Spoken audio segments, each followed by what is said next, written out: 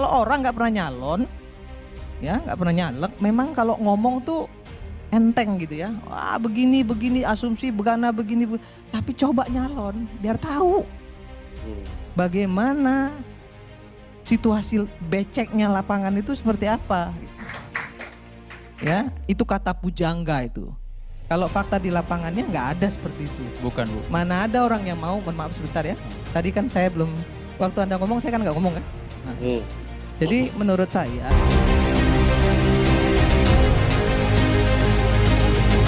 Ya teman-teman semuanya, selamat bergabung kembali di channel Ujang Halu. Tidak terima kalah, jubir PDIP dikerdilkan Irma Nasdem gara-gara permasalahan endorsement Jokowi yang mendukung pasangan Ridwan Kamil dan Suswono di Pilkada Jakarta 2024. Momen ini terjadi di ILC Karni Ilyas terbaru. Nah, semoga saja video ini juga menambah wawasan kita. Mari kita simak. Yang kedua, soal kondisi kemenangan atau tidak menangnya saat ini. Ada satu hal yang kami ingin sampaikan. Beberapa hari ini di media banyak beredar soundbite endorse. Mau dibilang dukungan, mau endorse dan berbagai macam. Izin Pak Karni, saya ingin membawa dalam diskusi ini perspektif yang agak berbeda. Dalam konteks kosakata, endorse itu masuk dalam ranah marketing. Itu ilmu yang saya pelajari. Nah, urusan endorse ini kita harus agak hati-hati bahasnya. Kita bukan bahas endorse gaya G-Dragon makan soba terus restoran tiba-tiba mahal. Saya nggak tahu nih, mudah-mudahan pada tahu siapa G-Dragon kok di sini. Yang kita bahas yang kita tidak setujui adalah ada endorse bayangkan gini, di pasar ada dua produk sampo. Sampo A dan sampo B. Sampo A mendapat endorse dari seorang selebriti. Tetapi pada saat orang mau membeli sampo itu harus ke supermarket. Bayangkan di supermarket itu ada petugas di supermarket itu yang mengatur supaya yang muncul di supermarketnya hanya sampo A. Sampo B-nya entah ditaruh di belakang nggak kelihatan, ditaruh di gudang. Petugas supermarketnya juga mengendorse si sampo A ini supaya itulah yang disukai oleh para calon pembeli. Sampo B-nya ditaruh di gudang, dijelek-jelekan. Dan sales promotion dari sampo B tidak boleh masuk supermarket itu sama sekali.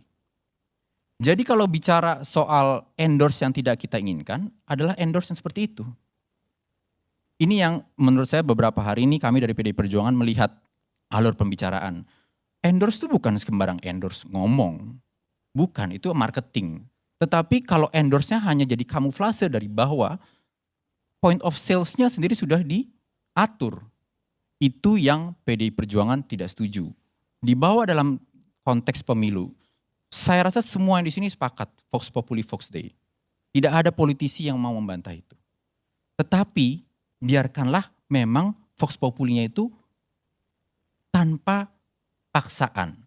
Baik paksaan yang frontal maupun secara tidak sadar dikondisikan. Maka tadi saya bawa analog antara sampo A, sampo B. Sampo B-nya ditaruh di gudang, yang ditampilin hanya sampo A. Itulah yang kami lihat ada di beberapa kecenderungannya terjadi. Contohnya makanya umpamanya di Bali.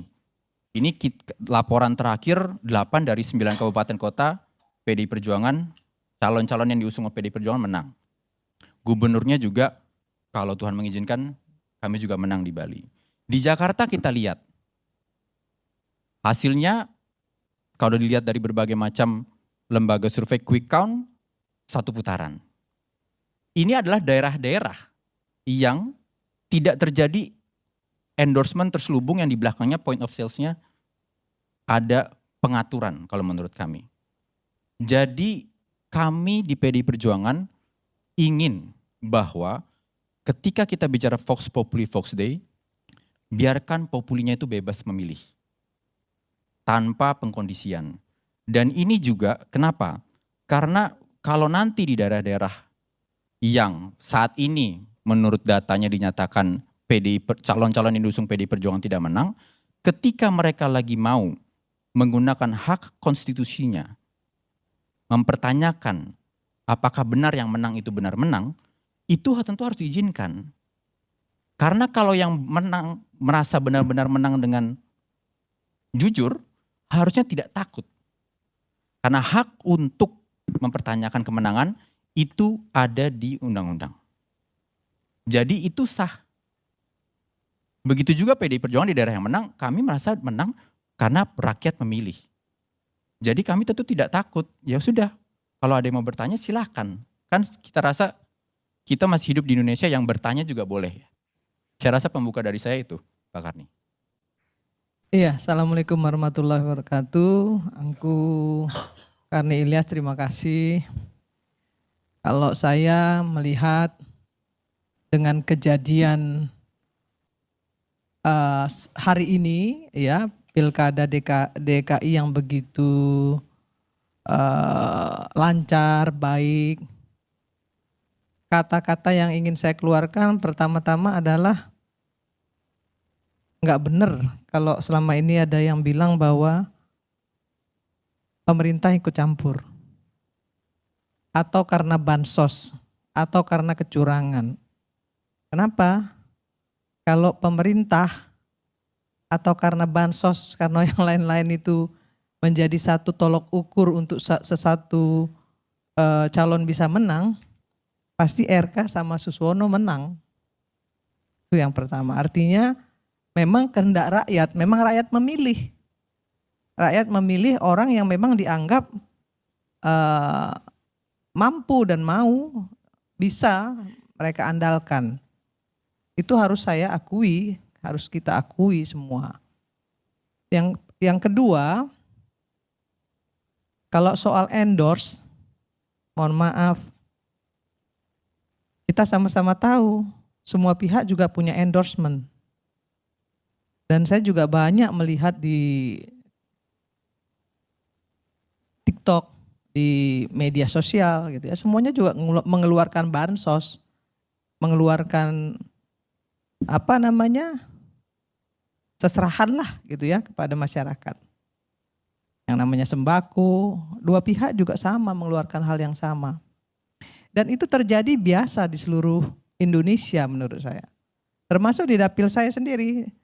Dapil saya sendiri kebetulan alhamdulillah Herman Deru Ciujang dari Nasdem, PSI dan Demokrat, kita menang 70%. Menang loh. Kalah itu yang namanya endorse-nya Gerindra sama Golkar. Ya kan? Artinya nggak terbukti dong yang namanya kecurangan pakai bansos dan lain sebagainya. Menang kok kita. Dan kita juga nggak sama mereka. Apa yang mereka perbuat ya kita perbuat. Jadi kita juga nggak usah jualan-jualan lagi lah yang namanya adu domba, fitnah, itu udah cukup lah untuk bisa membuat Indonesia ini acak-acakan. Kalau endorse, kita bisa lihat Trump juga mengendorse Elon Musk. Ya, berapa banyak itu yang di-endorse oleh Trump untuk bisa menang. Menurut saya itu sah-sah saja, nggak perlu diperdebatkan soal endorse-mengendorse.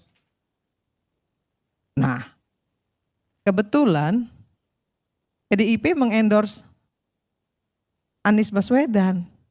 Yang kita tahu memang di Jakarta ini Anies menang. Anies punya banyak pendukung. Nah, persoalannya apa? Kenapa kok bisa sekarang ini 39 apa 4? Ya kita Kim Plus ini kalahnya sampai hari ini ya, sampai detik ini masih 10%-an bedanya. Itu karena strategi. Karena betul-betul strategi dan bagaimana calon bisa meyakinkan masyarakat. Bagaimana Rano Karno yang punya banyak fans, gak ada yang gak kenal sama Sidul, walaupun dia bukan orang Betawi. Bapaknya Padang, ibunya Jawa Tengah, bukan Betawi loh bang. ibunya Jawa Tengah loh. Ya. Tapi ternyata dia bisa memenangkan kontestasi politik yang demikian keras di Jakarta ini, ya. Kalau saya terus terang saya mengapresiasi itu. Jadi kalau kalah ya kalah lah gitu. Kalau menang ya memang menang. Gak perlu kita bilang kalau menang orang lain dibilang curang. Tapi kalau kita yang menang, kita nggak bilang orang lain kita ya nggak bilang yang lain yang curang gitu. Jadi dalam kontestasi politik itu soal kecurangan, soal endorsement itu bukan cuma di Indonesia aja, di seluruh dunia itu ada. Sekarang yang paling penting itu apa? Ketika kita ingin memenangkan satu kontestasi, strategi politiknya seperti apa? Keren kan Rano Karno sama Mas Pram bisa menang? Dan saya mengapresiasi tentunya. Nasdem mengapresiasi. Kalau memang mereka nanti menang, kita apresiasi, kita dukung. Tapi sampai hari ini kan kita tahu, hitungannya belum selesai. Bisa saja terjadi nanti 2 putaran. Nah ketika nanti 2 putaran, tentunya kesalahan-kesalahan yang dilakukan oleh calonnya Kim Plus ini ya harus diperbaiki. Dan mereka harus tahu di mana kesalahannya, apa yang mereka harus perbuat untuk bisa memenangkan kontestasi 2 putaran, ya harus dilakukan oleh Kim Plus. Kita lihat Bali misalnya. Bali itu kandang banteng. Tapi di Pilpres kalah banteng. Nah sekarang di Pilkada mereka menang. Ada banyak kabupaten yang menang. Nah artinya saya melihat ketokohan juga penting. Gitu. Ketokohan dilihat juga oleh masyarakat. Nasdem misalnya ketika memenangkan pileg kemarin kita menambah 10 kursi. Ada yang bilang itu karena Anies Baswedan misalnya. Ya. Tapi saya melihat enggak juga begitu. Kenapa? Anies menang di 2 provinsi. Sumatera Barat dan Aceh. Di dapil saya Anies enggak menang. Gitu. Sementara di dapil saya kita dapat 2 kursi.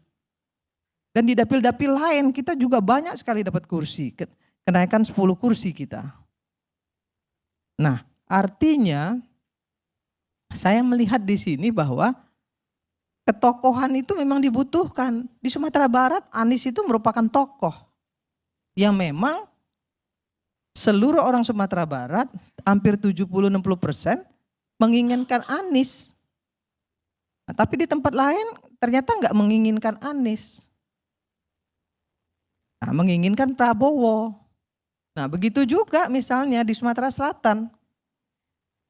Saya menjadi caleg Bang Karni. Saya bisa menang 180.650 suara.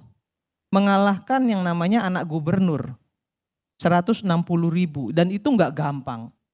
Luar biasa pertarungannya. Sumsel. Itu enggak gampang. Lawan anak gubernur loh di bawah saya loh. Semua orang enggak ada yang yakin saya bisa menang. Tapi saya bisa buktikan bahwa saya mendapatkan suara tertinggi di dapil saya. Kenapa? Karena saya kerja. Saya turun 1 tahun sebelumnya. Kemudian saya bikin yang benar-benar strategi saya, itu yang namanya saksi itu memang rapi. Saksinya rapi, sehingga nggak bisa ada yang dicuri suara saya. Kalau ada permainan, semua nggak ada yang nggak main. Sama Bang, nggak ada partai yang nggak main, semua main. Saya nih saksi hidup masalahnya, kalau orang nggak pernah nyalon, ya nggak pernah nyalek, memang kalau ngomong tuh enteng gitu ya. Wah begini, asumsi begini. Tapi coba nyalon biar tahu bagaimana situasi beceknya lapangan itu seperti apa gitu. Nah, kita berharap dengan kontestasi yang ada hari ini di seluruh Indonesia, kalau saya dan kami di Nasdem pribadi, yang paling penting dari semuanya adalah kekalahan atau kemenangan itu jangan sampai merusak persatuan dan kesatuan bangsa. Cukup sudah. Jangan hadap-hadapkan rakyat dengan rakyat dan jangan hadap-hadapkan rakyat dengan pemerintah. Kapan pemerintah mau kerja? Kasih waktu mereka untuk kerja, kemudian kita koreksi. Kan itu yang harus dilakukan. Nah, terkait lagi misalnya Sumatera Utara. Kenapa Bobi misalnya bisa menang? Ada yang mengatakan bahwa karena endorse Jokowi misalnya seperti itu. Kita sama-sama tahu Sumatera Utara itu kandang banteng. Seberapa besar Jokowi juga nggak datang ke sana. Nah, tapi yang saya lihat justru malah sebaliknya. Strategi yang dilakukan oleh masing-masing paslon itu yang membuat dia bisa memenangkan pertarungan. Nah, bagaimana juga catatan perjalanan sebelumnya, incumbent yang selama ini merasa dia sudah bisa memenangkan pertarungan, ternyata kalah. Kenapa? Karena selama ini nggak membangun wilayahnya. Dan masyarakat pasti ngelihat itu. Selama di tangan si A, ya kan, provinsinya nggak maju. Sumatera itu Bang, saya kasih tahu, provinsi yang paling bagus pembangunannya, yang maju pembangunan itu Sumatera Selatan. Lampung, itu luar biasa pembangunannya. Coba lihat Sumatera Utara, padahal dulu Sumatera Utara tuh, ya kan kota paling besar di Sumatera. Kalau di Jakarta, di Jawa kan Jakarta sama Surabaya. Tapi kalau di Sumatera itu Medan, siapa yang nggak tahu Medan? Betul. Tapi lihat Padang. Ya kan? 3 kali melakukan kontestasi politik, kalah terus orang-orang Sumatera Barat. Karena memilih 3 calon yang selalu kalah. Tapi kan itu komitmen. Ya kita nggak bisa bilang juga. Ya komitmen mereka terhadap satu calon. Nah, dari semuanya ini, saya ingin menyampaikan kepada kita semua, berhentilah untuk mengadu domba rakyat dengan rakyat, ya, hanya untuk kepentingan partai politik. Kenapa sih nggak belajar untuk mencintai Indonesia, menerima kekalahan dengan legowo, ya kan? Kalau menang, jangan jumawa dan jangan juga kemudian menjadi diktator, kan gitu. Maka kemudian kita semua harus menjadi kontrol sistem yang efektif terhadap pemerintah. Kontrol sistem itu nggak hanya dilakukan oleh DPR, karena kita tahu DPR itu kan isinya partai politik, ya. Sangat sulit melakukan kontrol sistem yang efektif melalui DPR karena semuanya kepanjangan tangan partai. Nah, siapa yang harus melakukan kontrol sistem yang efektif terhadap pemerintah? Ya kita semua.